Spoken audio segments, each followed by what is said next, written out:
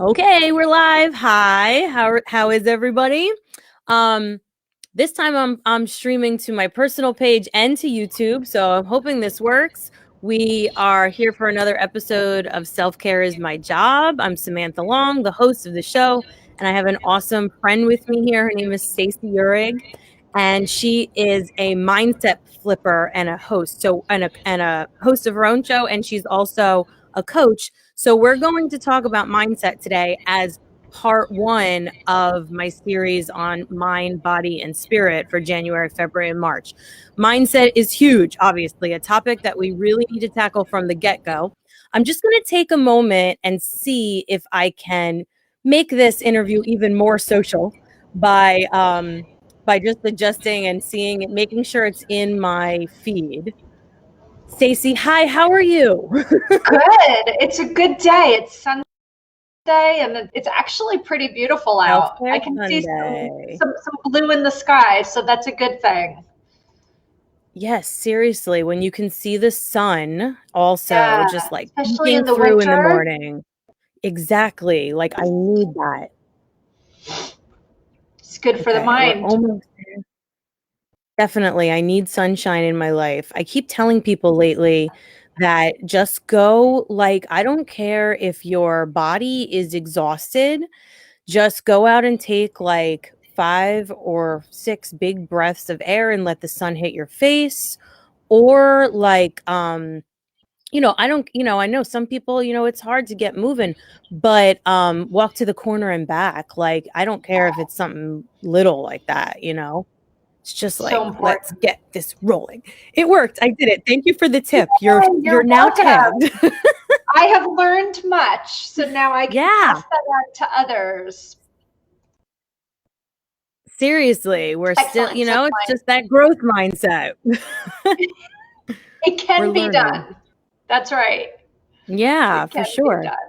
So, I want to ask you to kind of like tell us a little bit about yourself, just to start us off, and just basic stuff, but also like what you do, and how did you get here? Like, how did this happen for you? Why did this come up for you as your purpose of helping people manage and navigate their mindset? And yeah, so tell us how you got here and a little bit about yourself. Okay, so let me first met you because I met you through a friend of I mine like that. who had done a wine party. And she was like, it was my girlfriend Kara. She's like, you have to speak to this girl, Samantha. You guys have like a very similar vibe, blah, blah, blah. I mentioned it because I love the way that people are so afraid of that. Somehow we've been taught to keep to ourselves, but there's really no benefit. Kara Yeah. introduced me to you. You ended up coming to my house and having a fun with my friends, which was sweet. And we just had a vibe and a good connection. Mhm. So, I love the way that all goes around. You and I are two empowered women that have been trying to be at home with our kids and raise our kids and find ways to add income to our homes. We both did it through different kinds of direct sales, but we're both taking new. I think it's a really neat way that we're kind of both Yeah. converging. So a little bit Yeah, I about love my it. yeah. So how I got here. So here we'll just say, I'm an entrepreneur at heart and multiple businesses. I was part of a large family business for 15 years. I've helped other small businesses get off the ground. I just have that knowledge. And I think part of the business is off the ground is having no fear. I think Mhm. so often mind is so what if it doesn't go right, or what if I make a mistake? And my personal philosophy is you have to make mistakes. Like, you only learn when you trip. That's how our little ones learned how to Mhm. walk, right? So I kind of have this no fear attitude when it comes to trying new things in business, not necessarily like in life. I'm not the kind of person that wants to jump out of a plane, but I'm willing to Yeah, take risks fair enough. in building things. So I've done a couple of things over the years. My most recent venture is care, which is where self-care comes in as well. But through all of it, I have always been this person that people come to for advice, wisdom, help, guidance. And I think that they always did it because they knew I had gone through a lot in my own life. Yeah. I had gained a tremendous amount of wisdom from it. I didn't run from my struggles. I went through with them and saw them through to the end. And it gave me a perspective. It ended up really becoming a gift. For decades, literally decades, so many people over the years have approached me and said, why don't you formalize this? Why aren't you a coach? Why aren't you writing a book? Where's your podcast? Like all of these different things. And so January of 2020, I officially launched my mindset business. And I was really different speaking engagements set up all over the state. And I had kicked off a workshop in February, and it was just kick ass. It was so great. It was all about resilience and realizing people that they are bigger than their circumstance by way of showing them everything that they've already been through. And it was so empowering. I felt so wonderful that I was able to give them that gift. And then COVID hit. And the whole thing just went to the wayside because in my mind, it was powerful being person. And it was powerful because of the experience I created in person. And I had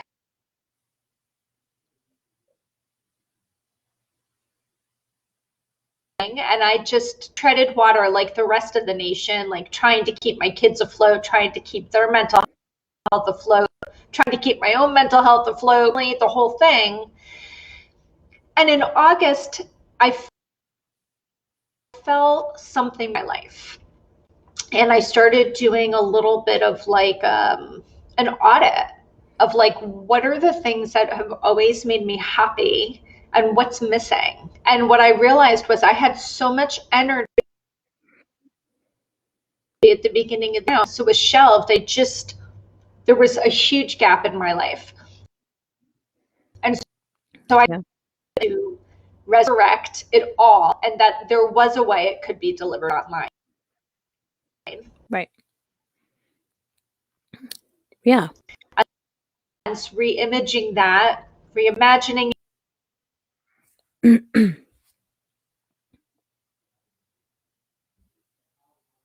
Wow, cool. Yeah. There's a little pause.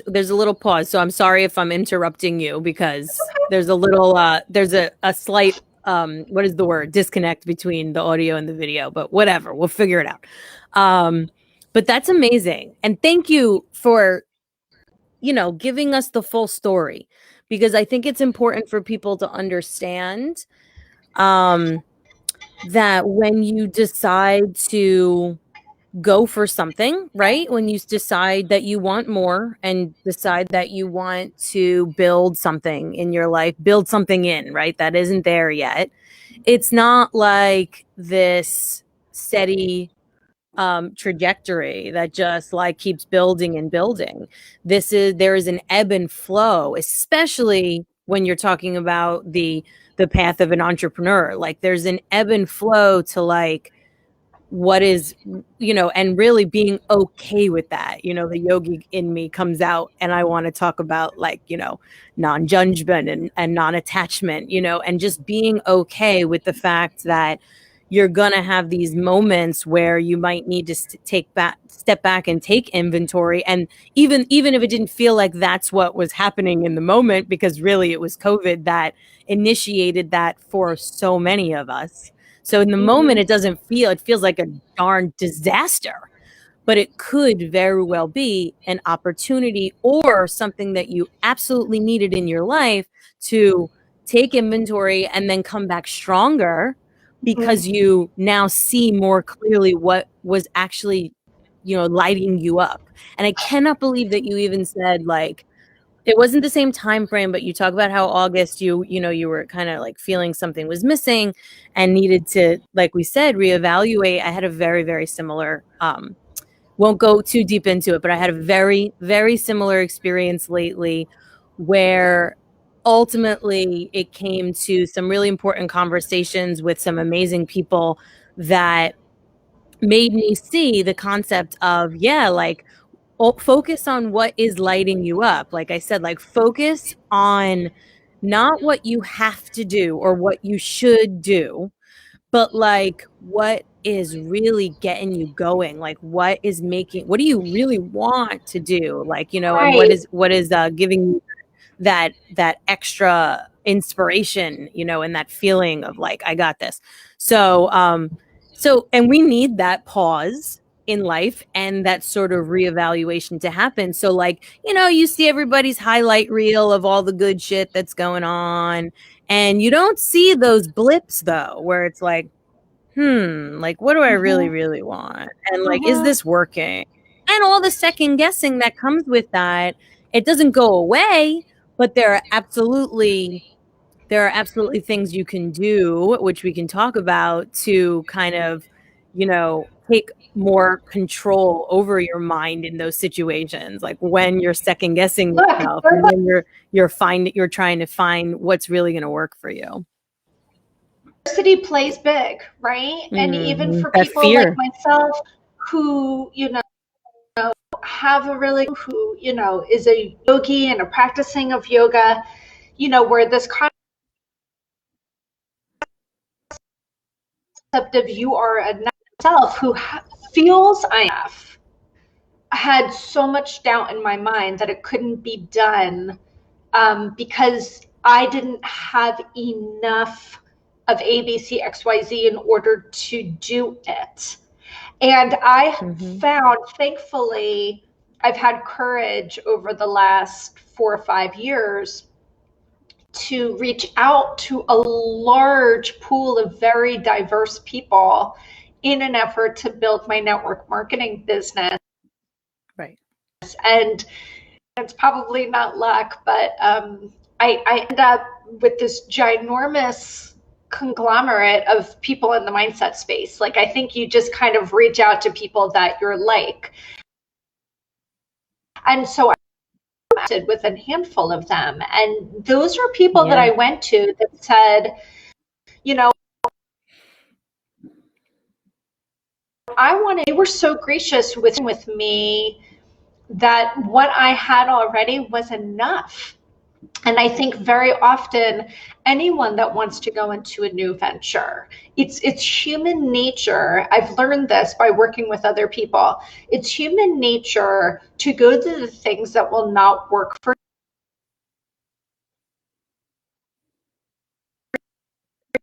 you right away. Try, and if you don't try, you can't fail. But Yeah. what I have to remind Totally. myself is that failure is part of the success process. And so I just have to take that leap, and I just have to do it. And if you always wait until you're ready, it will never happen. Yeah. 100%.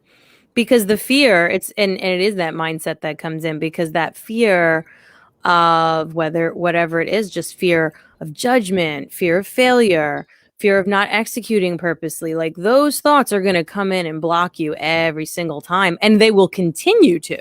And I Yep. always, like, there's so many things that I'm realizing are like this chicken and egg conversation, because it's like, you literally have to throw yourself over that line and expose yourself, and it takes bravery and it takes courage and it's scary. And there's a lot of eye rolling, I think, that comes on, because it's like, if it doesn't challenge you, it doesn't change you, and like all of these things that we hear, but they are very real. um but like the one thing I think for me that, like, so, and it's what's coming up for me in relation to what you were saying, is like, and a more digestible, I think, concept that made a huge impact on me was growth mindset. The concept of people having either a growth mindset or a fixed mindset. And So, and it, in a nutshell, like I can fail as many times as I want because every damn time I fail, I'm going to grow. I'm going to learn from it. And yeah, there is that vulnerability that comes in that. Like, well, what if they watch me fail? Or what if they watch me have to pivot and flounder and figure shit out? Who cares? Like thinking, and all the things that come with that of that breakthrough when you actually say, yeah, I'm going to do that and I'm just going to learn every time I fail, every mistake I make, I'm going to grow. I use that in parenting too. It's a game changer. But so I mean, I'm sure that that's something that have placed into your life and discussed with your clients. I'm just wondering if, among other things, there's other concepts that you try to bring in as far as sort of moving into a change in your life and making shit happen. So the biggest concept that I work with my clients is the language that they use. I don't think that people understand that there's a direct correlation between your thoughts and your feelings first, but you can't have a feeling without a thought. It's physically impossible. And the thoughts, the language that you use to describe a situation is everything. And so I go through clients this big concept of good versus bad. Indoctrination, like things that our parents have told us, watching Disney, whatever it is, that the experiences in your life that bring you comfort and joy and happiness, and the ones that bring you pain, sorrow, sadness are the bad ones, right? Mm-hmm. But yeah. The one thing I always try to get across with my clients is that it is the ones that have brought you pain, sorrow, and sadness that are the ones that have transformed down to your knees. They're the ones that have created you to crack wide open, pivot, evolve, grow, and change. And so therefore, they're actually good ones. Have really been taught this is good and this is bad. But if all we ever had was happiness, we would never evolve. And I think that our purpose in life is to evolve, pivot, grow, change, learn, evolve, pivot, grow, change. All day long, your entire life. Because you've been transformed by your experiences, those experiences are divinely designed for you. But the ones that hurt, the worst ones, the ones that we would categorically call horrific, they are the ones that are your biggest gift. And so, therefore, my personal opinion, if you were to categorize good versus bad in your life, I like to flip it and get people to see that it is the most challenging ones that you've had in your life that have been the best thing that's ever happened to you. And that's what my workshops, my one-to-one coaching focuses on. And I like things to be interactive. It's not just a back and forth talking. I have my clients with pen and papers, and we are writing shit down and really getting them to see. So when they're not with me and they come up against a challenge, the first thing they think about is, what am I using? What's the language I'm using about this? Mm-hmm. Is this good or is this bad? Why am I calling that bad? Like intentional thinking all the time, very similar to a yoga practice or meditation practice, where it's second nature to breathe. I want it to become second nature for my clients to be constantly questioning their thoughts and constantly be questioning their language, because that will yield them the feelings and the end results that they want in their life. And that's really the goal, right? Is peace. Right. Pretty much for everybody, people what they want. It always comes back to some way, shape, or form peace. And it really Yeah. with And the I always language say that that too. It's like happiness, like, like, is that the answer? Like, oh, we all want happiness. Not really. Like, when you really get down to the bare bones of it, it's like, what does that even mean? It means mm-hmm, peace, and a word that I use often is fulfillment. Like, it mm-hmm. doesn't have to be this massive, thing. It's just like, are you fulfilled? Are you at peace? Are you whole? Do you feel full, Um, Mm-hmm. and comfortable with yourself. I loved so much about what you just said. In a nutshell, like, the discomfort is necessary and it's a part of your growth. It is That's not your like enemy. what we talked about Like, failures. we're totally bombarded with that concept of, like you said, that's bad. Like, discomfort is bad. It's like, it's kind of required. At that point, what happens, especially in my workshops, I tend to have a lot of women in my workshops, but so many of them are like, oh shit, I've been like preventing my kid from feeling pain. Yep. Like how many of us as parents are like, oh, no, no, no, no. I don't want them to feel discomfort. I don't want them to know what's going on in the world. I don't want to know what's going on with my ailing parent. I don't want them to know what's going on in the news. I don't Right. want them to know that there's a normal for them. I just want them to have a normal childhood. Here's the problem with that. We're raising a group of children that don't know how to deal with adversity. Mm-hmm. They don't. And so Yeah. when they come up against something and they have to cope, their coping mechanisms are shit. They don't know how to do it. Right. They need Yeah. to feel the 100%. discomfort. You can be there to walk them through the discomfort. No, it's part of life. But to shelter, and I think so many people in our generation, I know I'm a little older than you, but so many people in our generation, I think they're trying to shelter their kids from any kind of discomfort. It is a huge mistake, in my opinion. Yeah. I agree 100%. There's always like that, especially, when it's two moms talking, there it's such a wonderful thing when you start to grow. It goes back to that, heal yourself and heal your children and your children's children and so on and so forth. It's so important. So, and what came up for me when you were saying that was like, absolutely, when both mindset work and yoga combined started to help me heal myself, which it does take time and it takes patience. It's not an overnight process. But once that started to happen, and I started to be able to, I don't want to say forgive myself. It's not really my favorite phrase, but be in that discomfort and learn from it and therefore not judge myself for it happening.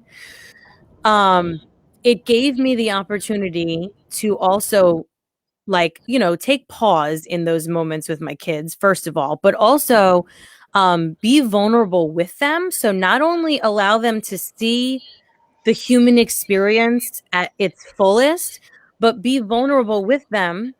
Apologize, like, even in those moments where, like, I fucked that up, like, Mm-hmm.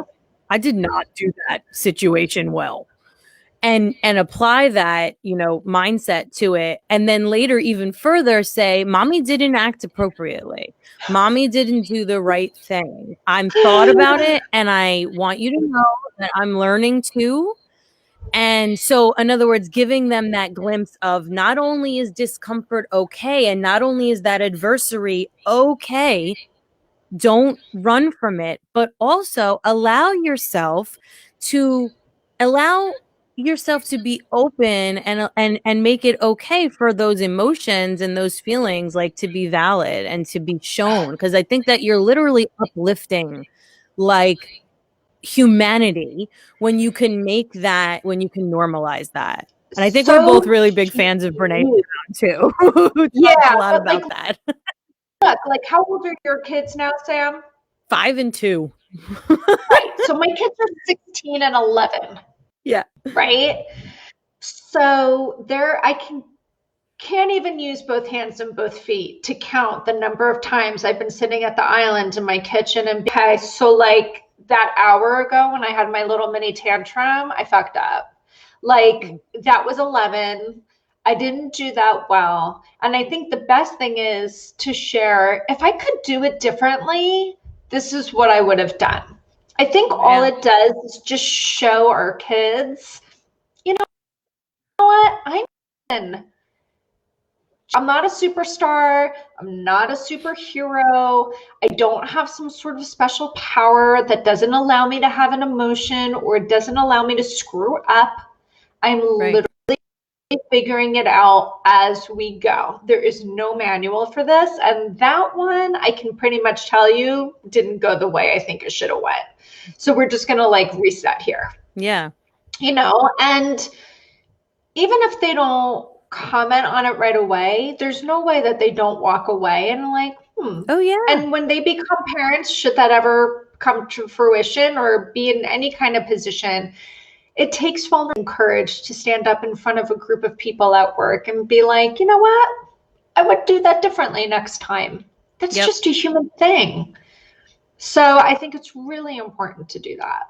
It's literally planting a seed to hopefully over time and evolution, just like negate this concept of perfectionism, where you have to show up perfectly every time and execute perfectly every time. I mean, all of these things are so tightly knitted together.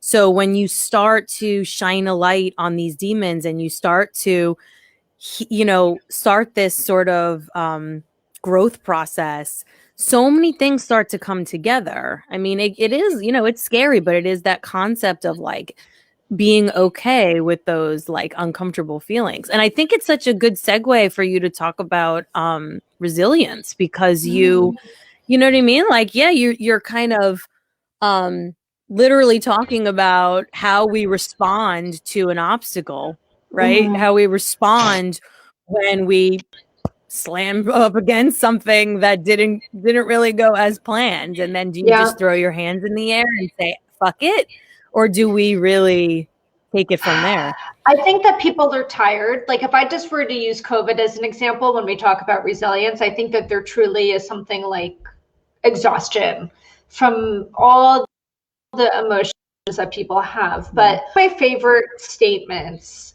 in life is that you have survived 100%. Yeah. And I know everybody's had hard days. It goes back to your perfectionism piece. You want to tell me you haven't had a hard day? Bullshit. Mhm. We've all had it. We've all had hard, really extreme challenges in our life. We all have these. And I know that to be true because my personal philosophy is life is a series of experiences divinely designed for you. And they're probably not going to be pretty. Mm. But what happens is that people get tired. So, like, I tend to be someone, and my sister said it to me one day, how can I get through them? Because I really have had like this life of like a lot of very big challenge. And the people get tired and they'll say, I can't. I just can't do it again. I I can't do literally it. cannot.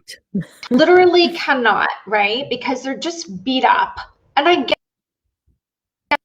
it because to do when I work with people on resilience, and I have this resilience workshop coming up in 2 weeks, is we illustrate, we break down, it's a vulnerable opportunity. You don't can sit back and watch and listen. It's all done online. I usually take about 8 or 10 people into one workshop, but we start to get vulnerable and we start analyzing something that was challenging. And we pull back similar to what we just talked about before, which is let's use the words and the feelings used to describe that experience if we were going through it right now again today. And let's write that story Right. down. And then I actually have them break out into breakout rooms. I don't have any idea what's being said in these spaces, but they're vulnerably sharing their story with someone else that's designed to just listen. And then that person will do the same thing. And we're going to come back and we're going to start analyzing what that story meant to us at the time. Looking at the gifts and the challenge. This is where the resilience comes in. We start looking at the benefits of the experience. We language and the feelings that we have associated with it so they can turn around and be grateful for the story, not held by it. That's resilience. And then we go through a number of different areas where I literally road map it out with them. It's a whole map. They start categorizing everything. It doesn't have to be the negative ones. Like you have a 2-year-old and a 5-year-old, right? Yeah. Resilience for your 3-year-old at the time to have a new sibling to their life. They've gone from being the only one to that one. It will take resilience when that 5-year-old has to go to kindergarten and leave you for the first time. It takes resilience when people graduate from college, when they go or high school, they go to college, they get their first job, they land that first promotion. All to be experience that's ever happened.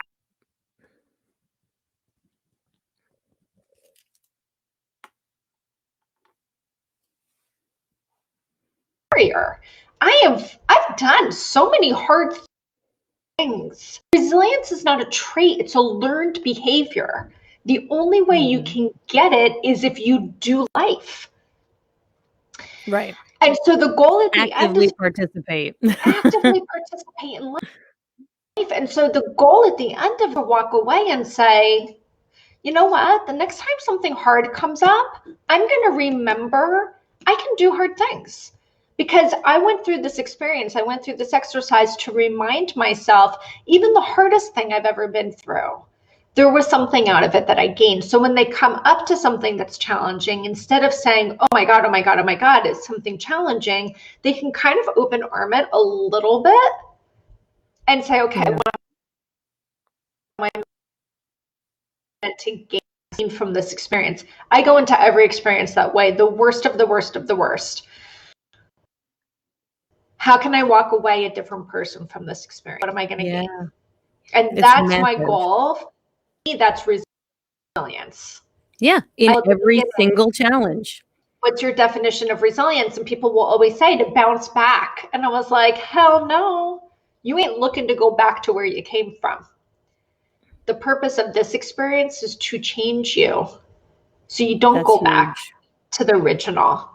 It's not a bounce back. It's a transformation. Ooh. That's my response to that one. Ooh.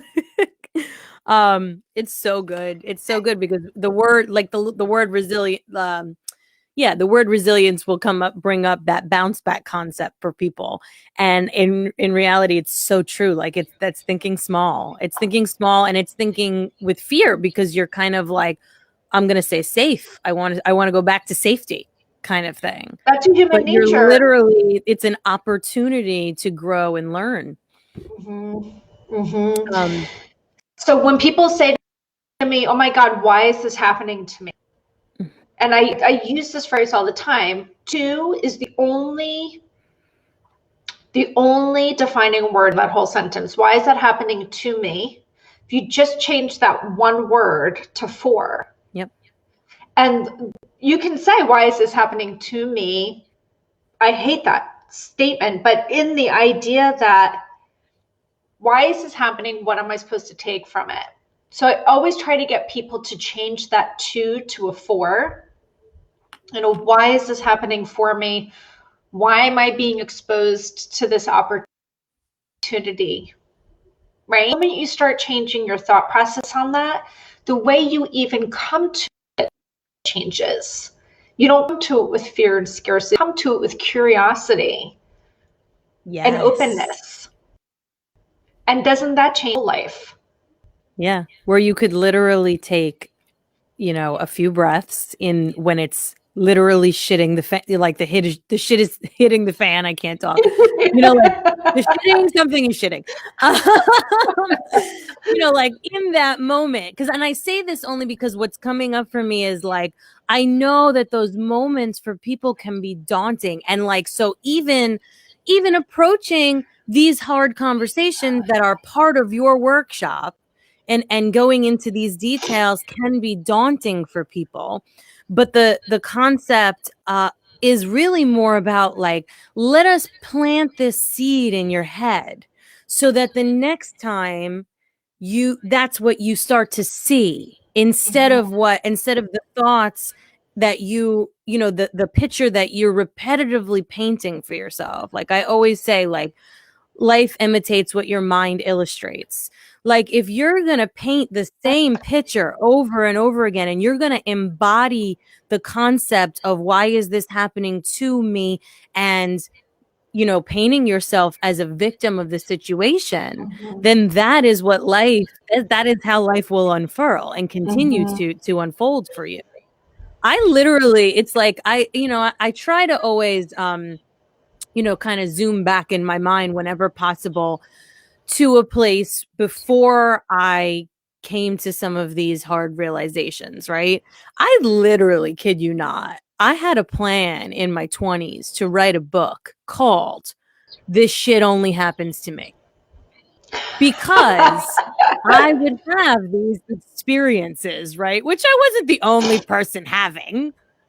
But I would have these crazy experiences. Like one time I lost my car, legit. Lost my car in Brooklyn. And it was, I'm not going down into the story, but it was like not my fault. Anyway, but like those type of things that I would like hone in on, right? And I would even, up to and including when I was laid off at 8 months pregnant with my first, with my daughter. This shit only happens to me. I was still there. So I just, like that's what's coming up for me just now. Like, like I was in that mode fully. Right. Would you call it that victim mode?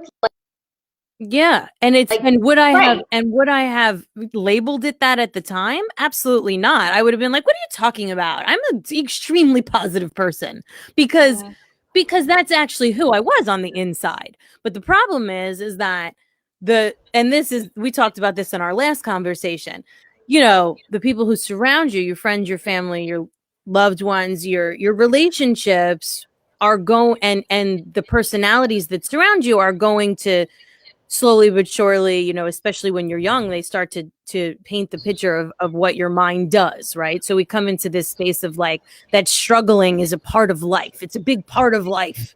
And it's like you get some badge or something when your life is really hard. And me growing in my family growing up, that was totally a story that was told. So, and so when I say things like this shit only happens to me, it's partly a joke, right? Like it's partly for fun and for like making, playing a little bit, but it's still painting the picture in your mind and in your soul of what what is going to be perpetuated in your life. So like we started, it's careful with your thoughts, careful with your words. You don't really realize it's happening until you start to do this kind of work. And then slowly but surely, even in the yoga space, like you said, honoring, like I always talk in my classes about honoring these little like nudges that are going to come in. So like you come into a shape, you come into a pose, and it's like the basis of a pose, right? Fine, you're there, you made it. But then you have to refine because your body is going to start to tell you what it needs. And you can't ignore those messages because you were told this is what it's supposed to look like. No. You have to honor those nudges, those messages that your body or your mind are telling you so that you can refine and do what feels good for you instead of being in that same, like I'm going to do what I was taught kind of thing. But you can, that's a much bigger conversation. It's just I really liked that you linked the two spaces because it really can do wonders for mindset. People, our us yogis will always talk about how yoga is for mind, body, and soul as a whole, uniting the three, but also working on them individually. And even just like being able to pause will give you an opportunity to become aware of all this shit that's going on.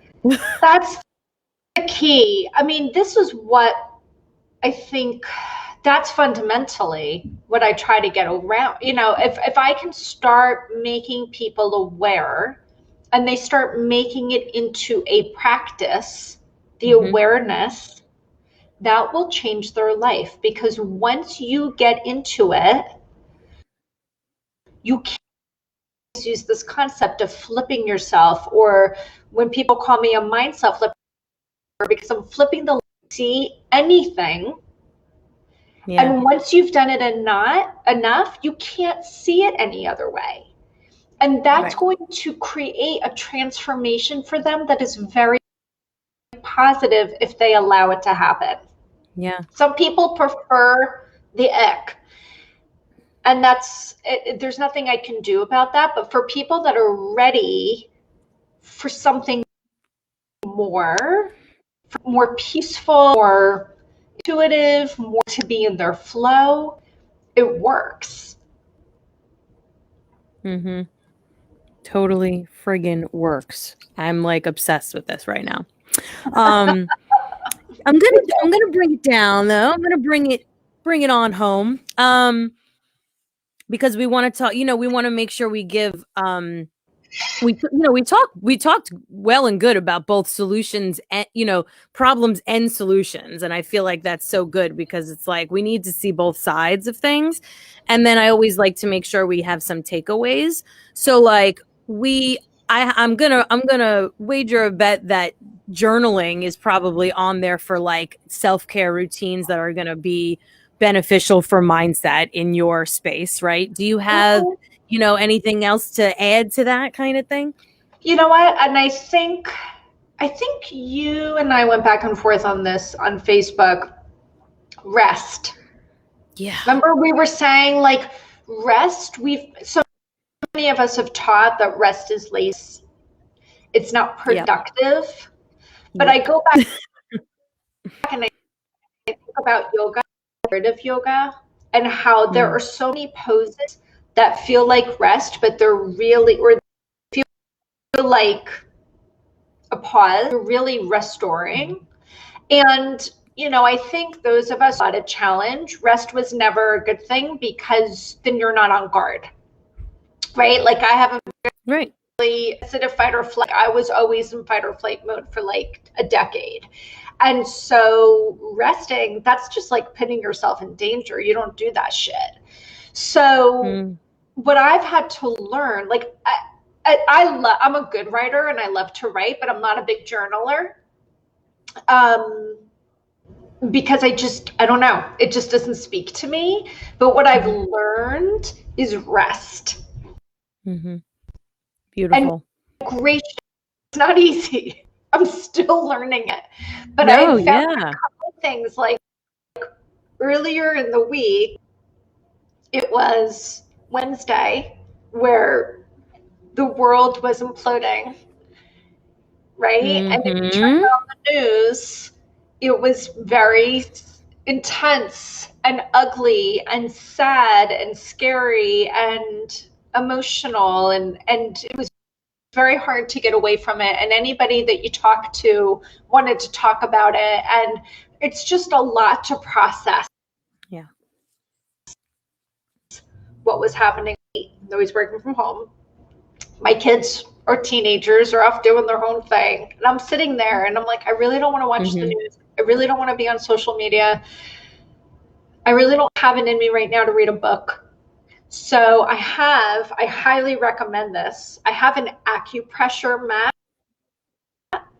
Oh yeah, I keep seeing you post that and I'm like, ooh, tell me about this. So you can get real expensive ones. I bought kind of, it was like $50, and you can even cheaper than that. Google it on Amazon Acupressure Mat.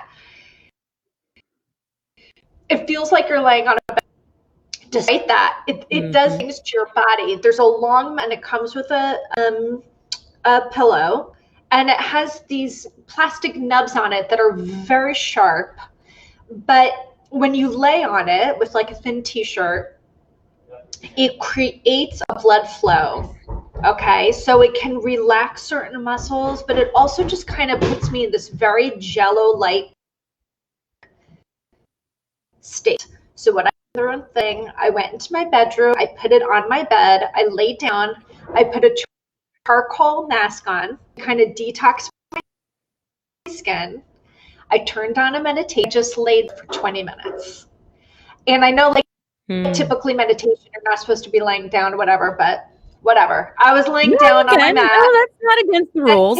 No. Mask on, and I just gave in, and I just allowed my entire body to just rest.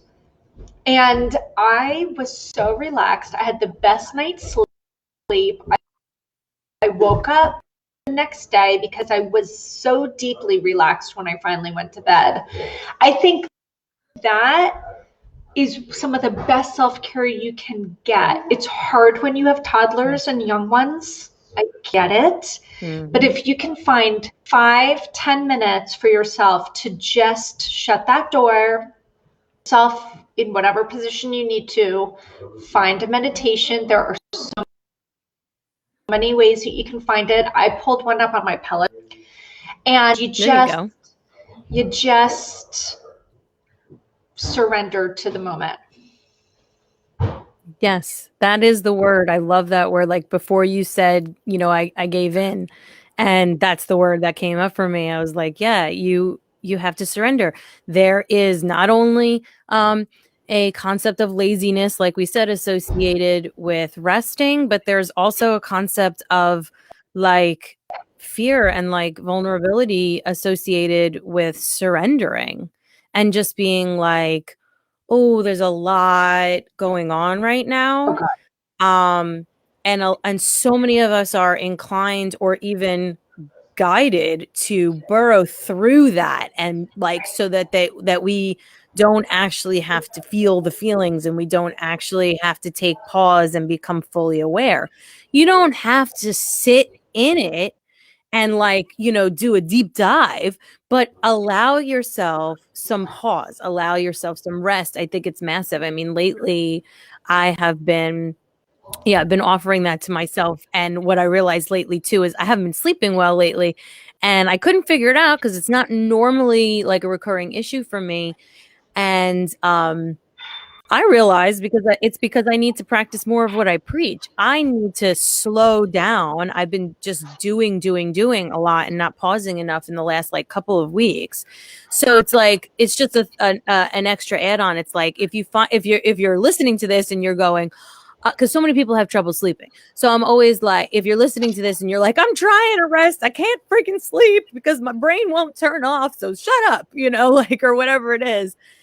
It very well might mean like your body or your mind or everything is not really allowing you to fully let go and surrender in that space, because you're not giving it moments to get used to that pause, to be okay with that pause, to just surrender, like you said. Like, we're allowed to friggin' do that. And whatever stories you were told about always consistently having to deliver and produce and create constantly and do. There's a reason that we're called human beings. We're not called human doings. And, and bringing it right back home, that was a thought that I had to weave into my awareness slowly over time. It wasn't like, bing, I flipped it on. I had to flip my view of that. Yeah. Literally. And it takes some time. Oh my God, this has been such a wonderful conversation. I really appreciate everything about you. I feel like I need to text Kara and be like, by the way, thank you after all this time for connecting me and Stacey, because like, I love you. But I really need to get her on here too. I think would be awesome. Agreed. I want to connect with her again. I miss that girl. But anyway, Yeah, any final thoughts or like, find me here information you want to pop in before we go? When it just comes to personal peace, I think that people need in what makes them happy. When you talked about things that you should be doing, let go of the word should. Just it's just something that's going to hold you back. Really start writing down the things that are important to you. If people want to know more about what I do, my website's flipyourmindset.com, and they can just go on there and take a look. It's pretty simple website. Over time, I hope to have my podcasts up there and even some blogging. But really, honestly, if people want to get like a good insight into my thought process, it's usually Yeah. Okay, perfect. I'm going to go on there myself. there you I want to go. explore. All right. This has been amazing. I'm going to let you go. I appreciate you so much, Stacey. Again, this is my friend Stacey Uhrig.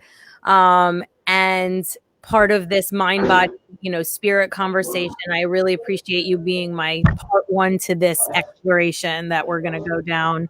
I'm And happy we to will do come it. back too for another conversation. We can go down so many tunnels here.